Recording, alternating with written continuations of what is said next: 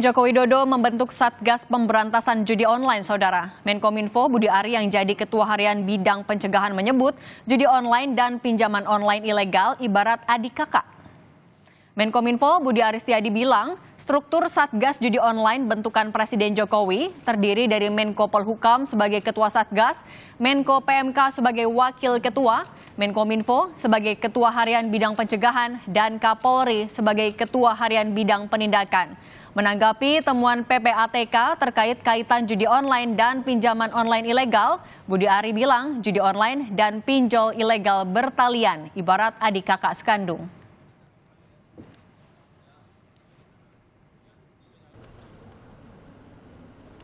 Ketuanya Pak Menko Polhukam, wakilnya Ketua Menko PMK, saya Ketua Harian Bidang Pencegahan, Pak Kapolri Ketua Harian Bidang Penegakan Hukum. Saya udah pernah bilang berkali-kali, judol sama pinjol ilegal ini adik kakak, saudara kandung ini, gitu. Nanti kita pokoknya ini memastikan bahwa pemberantasan judi online dan pinjaman online ilegal ini memang harus komprehensif, nggak bisa separuh-separuh, harus semua lini bekerja bersama-sama.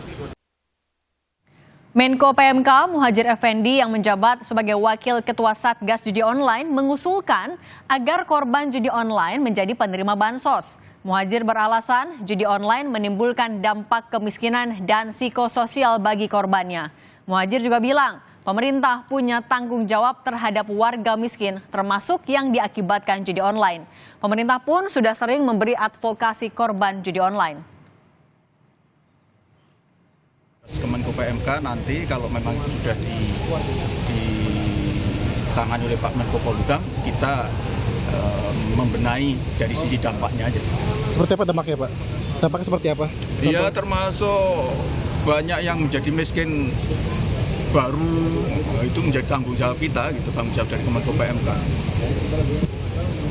Ya kita sudah banyak sekali memberikan advokasi mereka yang korban judi online ini, misalnya kemudian kita masukkan di dalam DTKS sebagai penerima bansos. Ya, kemudian mereka yang mengalami gangguan psikososial, kemudian kita minta Kemensos untuk turun untuk melakukan pembinaan, pemeliharaan.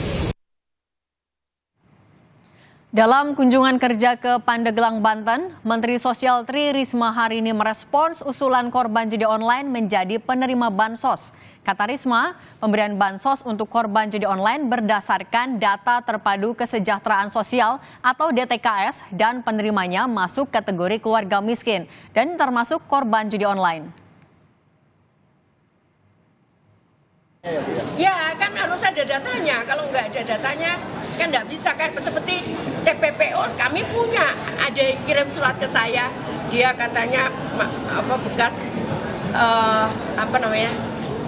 tahanan berkas korban HAM berat gitu.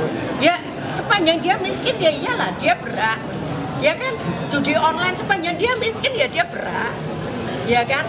Pokoknya tidak dilarang oleh negara ya saya siap gitu kan. Pokoknya miskin gitu kan.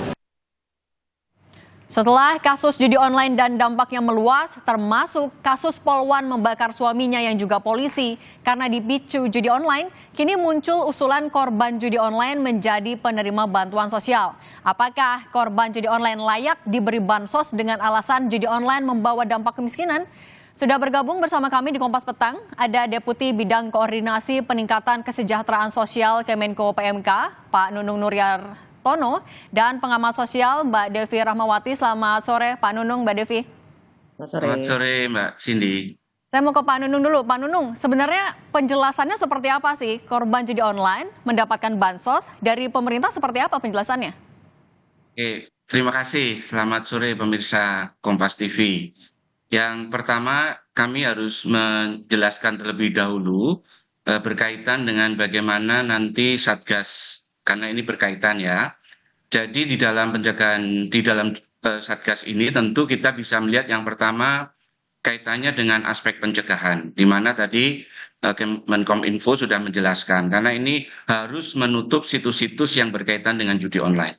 Yang kedua tentu penindakan.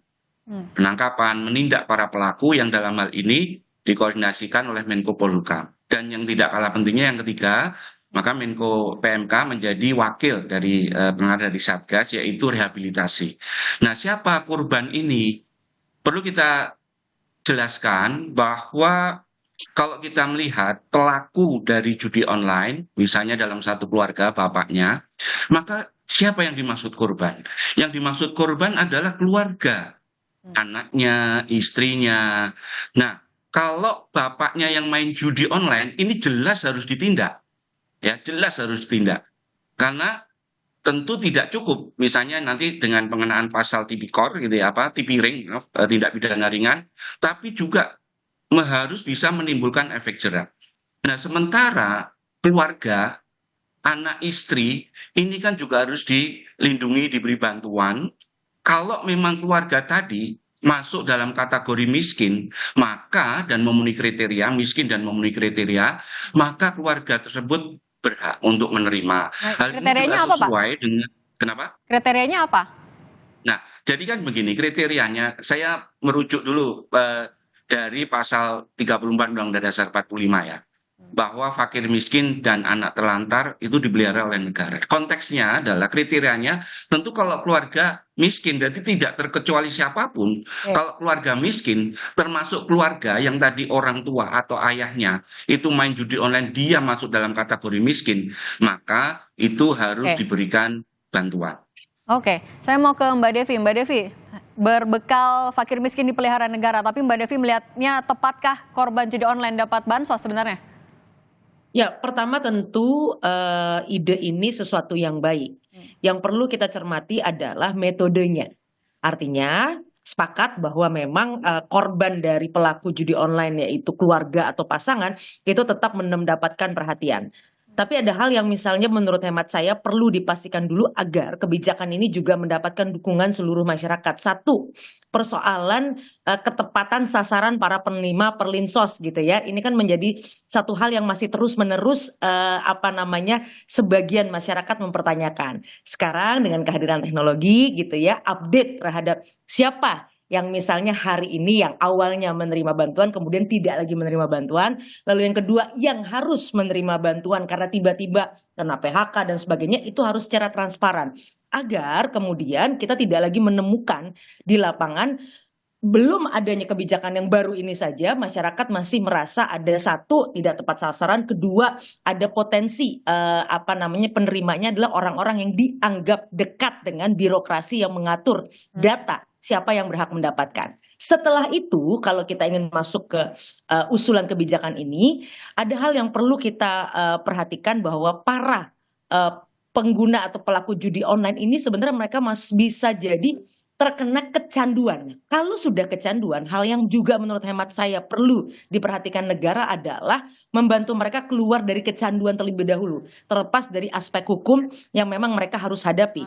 Karena kalau mereka tidak terlepas dari situ, sekembalinya mereka ke pangkuan keluarga, mereka tentu saja akan kembali tanda kutip merugikan keluarga, pasangan atau kerabat mereka dengan perilaku yang tidak selesai.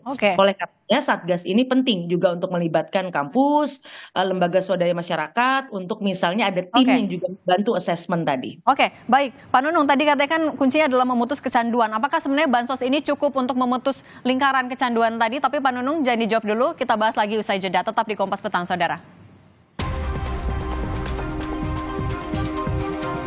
Kami Deputi Bidang Koordinator Peningkatan Kesejahteraan Sosial Kemenko PMK, Pak Nunung Nuryartono, dan pengamat sosial Mbak Devi Rahmawati. Pak Nunung, tadi apakah bisa sebenarnya bansos ini memutus kecanduan ataupun juga lingkaran kemiskinan ini Pak terkait dengan judi online?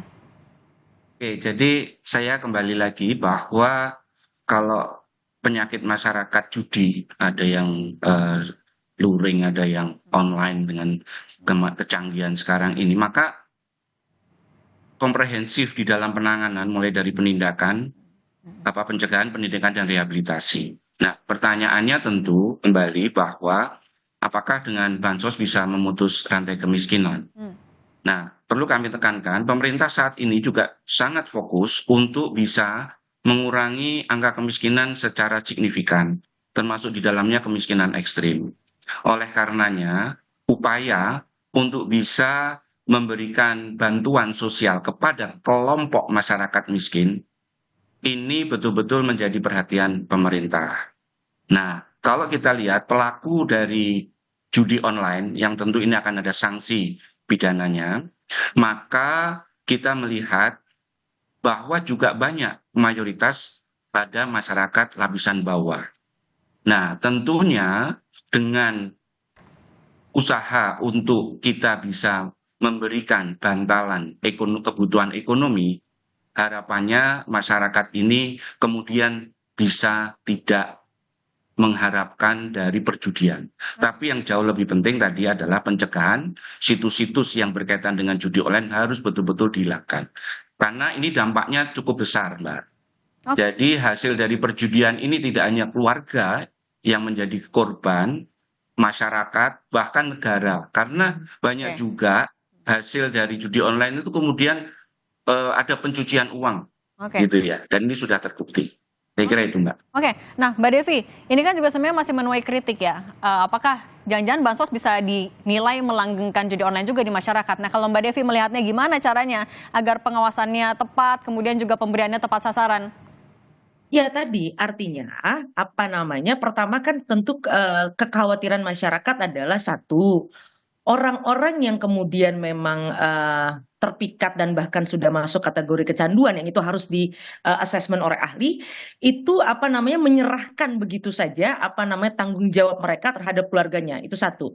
Yang kedua, ada potensi bahwa kenapa orang terpikat judi online? Salah satunya adalah karena ignorance atau ketidakpedulian orang sekitarnya, karena melihat oh ini aman nih, hanya main game gitu ya. Jadi memang dari awal tidak ada upaya pencegahan. Dan yang ketiga, bagaimana mereka melihat judi itu tanda kutip dianggap sebagai salah satu jalan misalnya untuk keluar dari kesulitan mereka, karena dianggap bisa lebih cepat gitu kan dengan judi daripada kemudian misalnya mencari pekerjaan dan sebagainya. Nah, profiling atau profil siapa-siapa yang mendapat pelindungan sosial ini kan yang sebenarnya PR lama, terlepas dari sekarang ada tambahan kategori baru bahwa dia adalah korban dari praktek perjudian tadi gitu ya. Nah, artinya apa? Karena selama ini paling tidak 4 bulan terakhir saya ada kepentingan riset di salah satu kawasan gitu ya. Ini yang selalu dimasalahkan adalah tentang perlinsos adalah kok pakai motor kemudian bisa dapat perlinsos gitu misalnya. Baik, sudah kami tangkap. Mbak Devi, terima kasih banyak sudah berbagi pandangan di Kompas Petang. Pengamat sosial Mbak Devi Rahmawati dan juga Deputi Bidang Koordinasi Peningkatan Kesejahteraan Sosial Kemenko PMK Pak Nunung Nuryartono. Terima kasih. Sehat selalu.